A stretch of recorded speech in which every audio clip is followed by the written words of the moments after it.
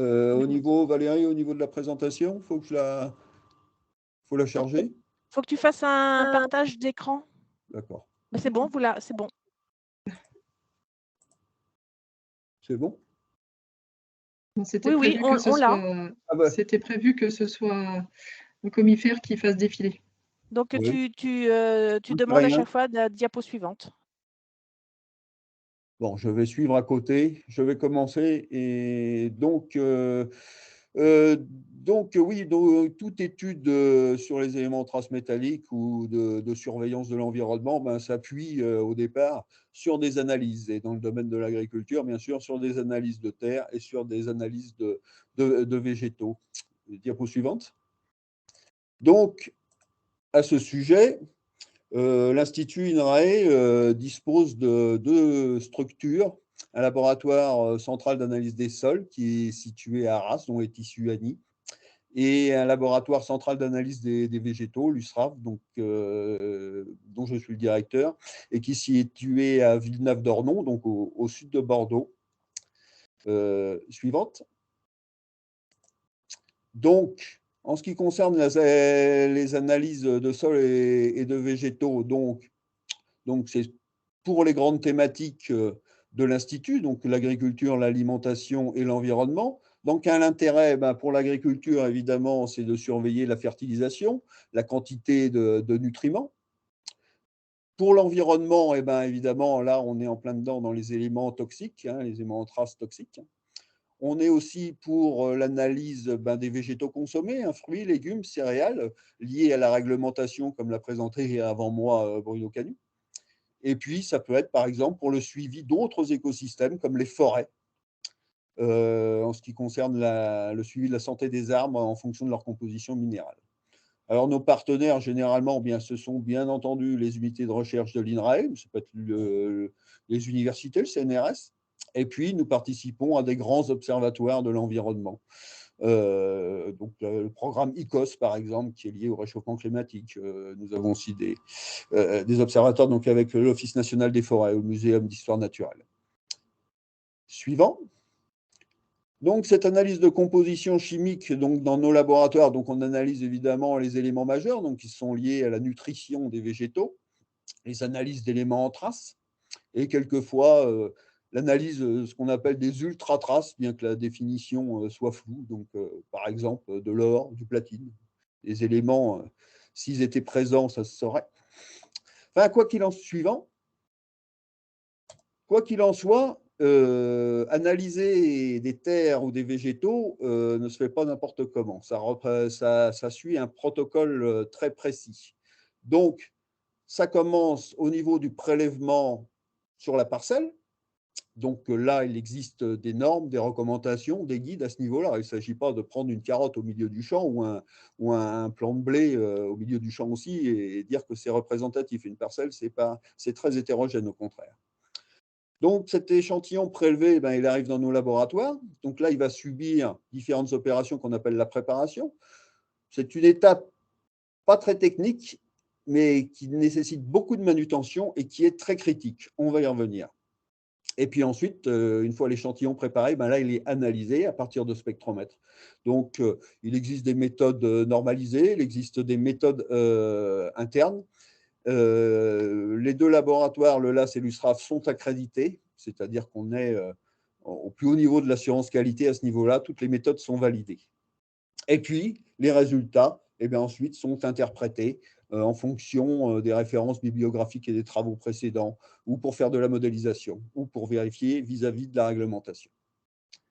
Suivant.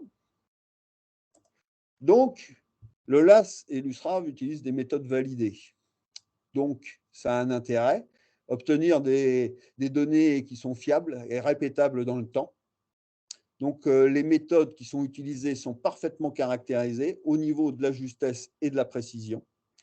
Et ces caractérisations permettent d'avoir donc des données de référence vis-à-vis de l'incertitude ou des limites de quantification auxquelles on est en droit d'attendre. Et ensuite, faire des choix éventuellement pour modifier des protocoles. Donc, dans le cadre suivant, dans le cadre précis de l'analyse des végétaux, Donc, la chaîne analytique des végétaux, une fois reçue au laboratoire, comme je vous l'ai dit, donc ça consiste en une préparation, principalement le séchage du végétal et son broyage. Ensuite, cette poudre végétale obtenue est mise en solution, donc avec un mélange de réactifs concentrés, généralement, des acides concentrés. Et la solution obtenue est passée sur des spectromètres afin de déterminer donc, la concentration. Et ensuite, les calculs permettent de remonter à la concentration en éléments en trace du végétal reçu. Le tout se fait donc sous contrôle qualité du début à la fin. J'ai mis une préparation en rouge parce que je voudrais illustrer, cette préparation étant tellement fondamentale, je voudrais l'illustrer plus précisément. Suivante. En ce qui concerne donc pour l'analyse des végétaux, nous disposons de différents types de broyeurs. Nous avons des broyeurs de type moulin à café, donc qui vont convenir pour des matériaux cassants, comme les grains par exemple. Nous avons aussi des broyeurs à couteau ou à marteau, qui eux vont plutôt convenir pour des matériaux fibreux, donc des feuilles, des tiges par exemple. La nature des matériaux dont sont constitués ces broyeurs sont fondamentales. Suivante.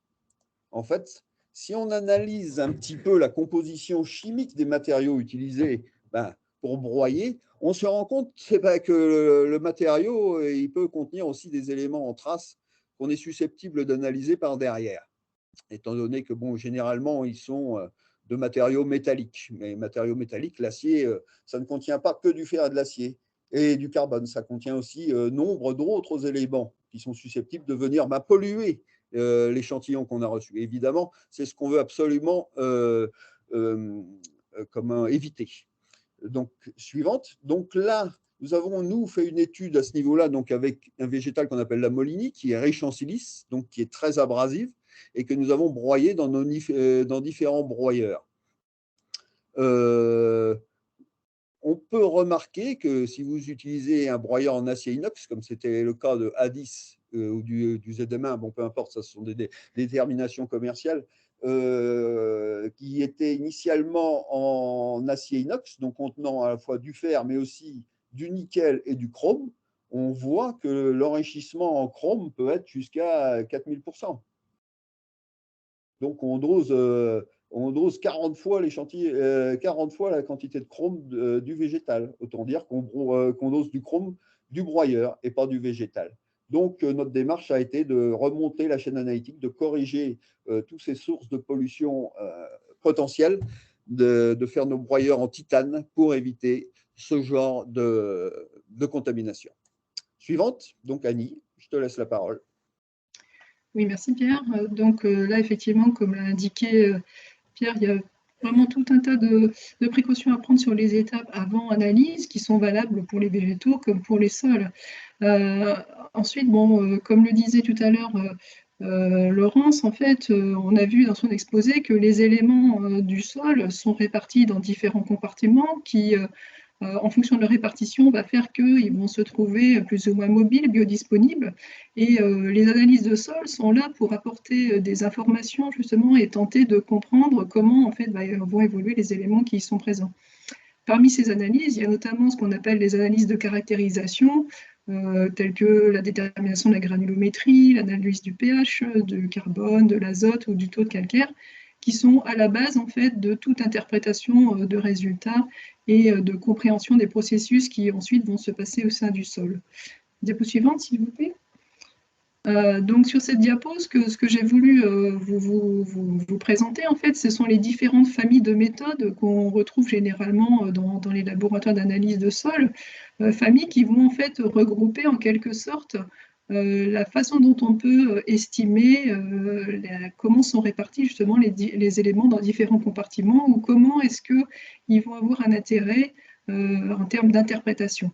Donc, on va voir notamment, si on commence par la gauche, donc les teneurs totales des éléments présents dans les sols, que ce soit des éléments traces ou des éléments majeurs comme l'arsenic, le cadmium, le chrome, l'aluminium, le fer, le manganèse, etc. On va avoir aussi les éléments qu'on va appeler plutôt biodisponibles, où là, ce sont plutôt des éléments traces comme l'arsenic, cadmium, chrome, plomb, zinc, ou auxquels des fois est associé aussi le manganèse. Ensuite, une autre famille qui concerne donc les cations dits échangeables et la capacité d'échange cationique qui y est associée, où là, on va retrouver tout un tas de cations qui sont le calcium, magnésium, potassium, etc. La quatrième famille qui concerne les oligoéléments, qui ont été évoqués aussi tout à l'heure, donc comme le bore, le cuivre, le fer, manganèse et zinc, et une dernière famille donc, qui est le phosphore assimilable. Donc on peut retrouver dans ces différentes familles des mêmes éléments, et on peut se demander justement, moi je veux analyser par exemple le manganèse, mais quelle méthode je dois prendre, comment ça se passe, comment choisir? Et comme on va le voir aussi, dans chacune des familles, on a aussi possibilité d'avoir plusieurs méthodes proposées. Diapo suivante, s'il vous plaît. Alors, ce que je vous propose donc, sur les diapos qui vont suivre, justement, c'est quelques exemples sur le manganèse, sur le cadmium et le sodium, qui font partie des éléments qui sont particulièrement évoqués aujourd'hui. Et donc, sur cette première diapo, donc, on voit en fait concrètement les analyses, une comparaison en fait entre les teneurs en manganèse qu'on peut obtenir dans des sols agricoles. Ici, ce sont des sols agricoles où ont été analysées les teneurs en manganèse à la fois par la méthode totale, qui en France en fait est normalisée, est une norme AFNOR, qui en fait est un mélange d'acide fluorhydrique et d'acide perchlorique. Et alors dans d'autres pays et pour certains besoins, en fait, d'autres personnes préfèrent utiliser la méthode Aurégale, qui est un mélange d'acide fluorhydrique et d'acide nitrique. Alors dans le cas du manganèse, donc là ça marche plutôt bien, on va dire, on a quand même une corrélation assez correcte avec à peu près 90% du total qui va être extrait par le manganèse Aurégale. Mais ce n'est pas toujours le cas, on va le voir sur d'autres exemples après. Diapo suivante, s'il vous plaît. Donc sur la diapo suivante, là on va retrouver... c'est bizarre. Excusez-moi. Il manque une diapo. Bon, je pense, vous n'avez pas sauté une... Oui, voilà, merci. J'étais en train de me dire, il m'en manque une. Merci. La diapo suivante, donc en fait, toujours dans le cas du manganèse, qui lui est considéré comme un oligoélément, peut être analysé par des méthodes qui, elles aussi, sont normalisées en France. Vous avez les références sur la diapo, soit avec un complexant de type DTA, soit un autre complexant de type DTPA. Et là, ce qu'on voit, c'est que là, par contre, on n'a pas vraiment d'équivalence, si on regarde le graphique en dessous, entre les concentrations qui vont être extraites par le DTPA ou le DTA. Donc donc il faut bien faire un choix entre ces méthodes en fonction de ce qu'on souhaite analyser et étudier derrière. Diapo suivante, s'il vous plaît. Où là, donc, on va retrouver le cas du cadmium, donc, qui, lui, n'est pas considéré comme un oligoélément, mais plutôt un élément potentiellement toxique. Donc là, même chose que pour le manganèse, si on compare le total à la concentration en Aurégale, on a une corrélation à peu près correcte. Voilà, donc là c'est pareil, c'est un ensemble de sols, et donc avec à peu près 90% du total qui va être extrait par l'Aurégale. Diapo suivante. Dans le cadre du cadmium, donc, qui est considéré donc, comme un élément qui peut être particulièrement biodisponible, enfin plus ou moins biodisponible pour les végétaux et qui peut poser problème à partir de certains seuils, comme ça expliqué par Laurence tout à l'heure, de nombreuses méthodes en fait, ont été créées pour essayer de déterminer la fraction uniquement biodisponible de cet élément, puisque comme ça a été dit aussi tout à l'heure, la teneur totale n'est pas représentative en fait des quantités biodisponibles. Et donc, parmi les méthodes qu'on peut proposer, il y a des méthodes à base de complexants, comme le DTA, des méthodes à base de chlorure de calcium, de nitrate de sodium ou de nitrate d'ammonium. Sur le graphique que vous avez en dessous, en fait, c'est une comparaison entre les teneurs extraites par les trois méthodes de solution saline, donc que sont le CaCl2, NaNO3, NH4 et NO3. Donc en abscisse, vous avez le CaCl2 et en ordonnée, ce qui est extrait soit par le nitrate de sodium, soit par le nitrate d'ammonium en vert et l'autre en violet. Et donc, ce qu'on voit, c'est qu'en fait, il n'y a pas non plus de corrélation vraiment très nette entre les concentrations qui vont être extraites par les différentes méthodes. Donc, en fait, on n'a pas d'équivalence ou de formule de calcul simple qui nous permettent de passer d'une méthode à l'autre. Diapo suivante, s'il vous plaît. Donc là, maintenant, pour le cas du sodium, Ou pareillement, donc, tout à l'heure, on avait des bonnes corrélations pour les résultats obtenus après extraction en méthode totale, donc dite HF, ou en méthode O'Regan, pour le manganèse et le cadmium, qui sont des cas un peu particuliers, on va dire. Puisque par exemple, là, ici, dans le cas du sodium, on voit que là, il n'y a aucune corrélation entre les deux. Et ce qui est important à voir aussi, c'est que globalement, donc il y a moins de 3%, si on se réfère en fait au coefficient directeur de la droite, on n'a que quelques pourcents en fait du total du sodium qui va être extrait à l'eau régal. Donc dans ce cas-là, la méthode O'Regan n'est absolument pas équivalente à la méthode totale. Alors j'aurais pu vous en présenter encore d'autres comme ça, mais bon, faute de temps, on a réduit un peu. Ce qui est important en fait de retenir, c'est que d'une façon générale, c'est pas évident en fait d'avoir une corrélation entre les méthodes. Et donc, bien choisir ces méthodes au départ, c'est primordial. L'explication de pourquoi dans un cas ça marche, d'autres cas ça ne marche pas, les corrélations, vous sera donnée ensuite par Valérie dans l'exposé suivant. Donc je ne vais pas rentrer plus dans les détails. Diapo suivante, s'il vous plaît. Ce qui me paraît aussi important de voir, c'est dans le cas du sodium, c'est les éléments échangeables, hein, ça fait partie des autres familles d'éléments. Où là, pour l'échangeable, on a aussi différentes méthodes, comme le chlorure de barium, qui va être plutôt appliqué au sol forestier. Et dans les sols agricoles, on va plutôt utiliser l'acétate d'ammonium ou le chlorure de cobalti-hexamine, donc qui sont toutes des méthodes normalisées également. Et là, on va retrouver quand même une certaine corrélation aussi entre les différentes concentrations entre extraits par l'acétate d'ammonium ou extraits par le chlorure de cobalti-hexamine.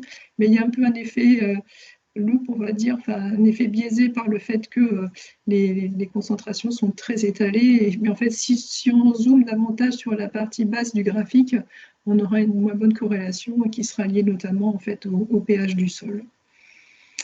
Voilà. Donc, diapo suivante, s'il vous plaît. Ce qui paraît important, maintenant qu'on a vu qu'effectivement, il existait en fait différentes méthodes d'analyse, que ce soit pour les sols, voilà, principalement, c'est effectivement, puisque dans les végétaux, comme l'a dit Pierre tout à l'heure, on va plutôt s'intéresser aux teneurs totales, mais que ce soit les sols ou les végétaux, il y a quand même des questions à se poser sur comment on va choisir les analyses. Alors, il peut y avoir plusieurs points à prendre en compte. Le premier point, c'est à quoi vont servir les analyses? Quel est l'objectif? On a parlé tout à l'heure de la réglementation, ça fait partie des points à prendre en compte. Ça peut être aussi un suivi dans le temps de parcelles. Enfin voilà, il peut y avoir plein de raisons et plein d'objectifs divers et variés, mais c'est ça en fait la base déjà du choix des analyses. Ensuite, le deuxième point à prendre en compte, c'est comment est-ce qu'à partir de ces résultats, je vais pouvoir les interpréter. C'est pas tout d'avoir une donnée, c'est après qu'est-ce qu'on en fait. Alors, il existe pour certaines analyses, notamment des référentiels d'interprétation qui peuvent aider justement à interpréter ces résultats et à les situer dans le contexte de l'étude. Et ce n'est pas toujours le cas. Ensuite, le troisième point à prendre en compte, c'est les caractéristiques physico-chimiques des sols. C'est-à-dire qu'en fait, tout à l'heure on a parlé du pH notamment, et bien, selon justement les types de sols qu'on va étudier, on ne va pas appliquer forcément les mêmes méthodes. Par exemple, sur un sol forestier, on ne va pas forcément appliquer les mêmes méthodes d'analyse que sur un sol agricole. De même, si le pH est acide ou s'il est plutôt basique, il y a aussi des méthodes qui sont plus ou moins préconisées. Donc, ça fait partie aussi des points éventuellement à prendre en compte. Le quatrième point, c'est le caractère historique en fait de l'étude, c'est-à-dire que si c'est une étude qui s'inscrit dans un temps long, par exemple, ou si on a toujours utilisé telle méthode pour suivre la parcelle, dans ce cas, on a plutôt intérêt à continuer à faire les analyses dans cette continuité. L'avant-dernier point, qui concerne en fait les méthodes normalisées. En fait, tout à l'heure dans mon exposé, je vous ai dit que certaines méthodes étaient normalisées, et c'est important aussi à prendre en compte, notamment si on veut travailler avec différents laboratoires. Si on travaille toujours avec le même laboratoire, théoriquement, il applique toujours la même méthode, surtout si en plus il est accrédité, comme nous le sommes à l'USRAV et au LAS. Mais si, pour une raison X ou Y, on est amené à travailler avec différents laboratoires, il est important que chaque laboratoire utilise la même méthode et qu'elle soit au mieux figée et bien décrite. Et c'est le cas notamment des méthodes normalisées. Donc, ça peut faire partie des points à prendre en compte lorsqu'on va choisir les méthodes d'analyse.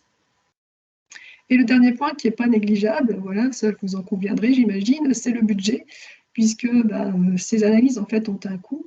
Et donc, il peut être nécessaire de rationaliser les analyses qu'on veut réaliser en fonction du budget dont on dispose. Pour conclure, en fait, il ne faut surtout pas hésiter à demander conseil aux laboratoires qui sont là pour vous aider, pour vous épauler, vous aiguiller. Et on le fera avec grand plaisir, bien sûr. Merci à vous. Donc, merci Annie, merci Pierre pour cet exposé. Donc, alors je repasse en mode